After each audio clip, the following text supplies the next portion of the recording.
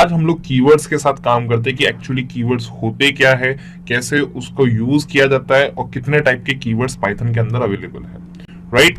तो सबसे पहली चीज कीवर्ड्स होते क्या है, तो कीवर्ड एक तरीके का एक रिजर्व वर्ड होता है, ठीक है, जो पाइथन ने हमको प्रोवाइड किया होता है और उसको हम कभी भी अपने यूज के लिए, मतलब यूजर यूज के लिए यूज नहीं कर सकते, राइट। जैसे कीवर्ड है तो कीवर्ड मतलब अगर आप पर्टिकुलरली वेरिएबल के नाम को यूज नहीं कर सकते, जैसे हमारे पास कीवर्ड होते हैं इफ, फ्लोट, इंट, फिर import, and, else, if else, तो ये जो सारी चीजें होती हैं ये क्या होती हैं, आपकी कीवर्ड्स होते हैं पाइथन के अंदर। और आप इस नाम को अपने वेरिएबल के अंदर यूज नहीं कर सकते, वेरिएबल के नाम के अंदर, राइट। आप अपने फंक्शन के अंदर उसको यूज नहीं कर सकते, राइट। अगर आपने कोई भी फंक्शन बनाया, समझ लो कि आपने कोई एक फंक्शन बनाया डेफ और इफ लिखा, डेफ इफ, तो वो इफ जो है वो आप पर्टिकुलरली आप अपने फंक्शन के नाम के लिए यूज नहीं कर सकते, राइट। तो कीवर्ड जो होते हैं वो पहले से ही प्री डिफाइन होते हैं और वो पर्टिकुलर रिजर्व होते हैं हर एक लैंग्वेजेस के अंदर, राइट। पाइथन के अंदर भी पर्टिकुलर कीवर्ड्स जो है वो रिजर्व है और उनको आप अपने तरीके से यूज नहीं कर सकते, जो उनका पर्टिकुलर काम है वो उसी तरीके से उसको यूज कर सकते हैं, राइट। जैसे इफ एल्स है तो इफ एल्स को आप पर्टिकुलर वेरिएबल के नाम के लिए यूज नहीं कर सकते, राइट, क्लियर। वो आपका एक रिजर्व वर्ड है पाइथन के अंदर, तो उसको आप कभी भी अपने तरीके से यूज नहीं कर सकते, राइट।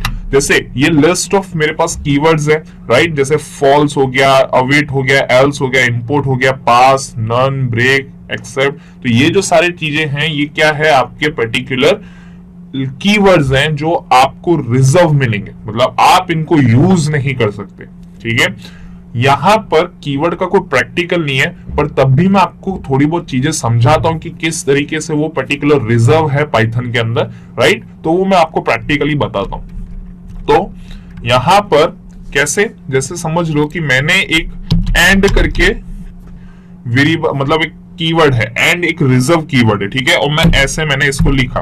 अब मैं यहां पे प्रिंट करवाता हूं एंड को, राइट, तो वो मेरे को क्या बोलेगा, सिंटैक्स एरर, मतलब इनवैलिड सिंटैक्स बोलेगा। क्यों?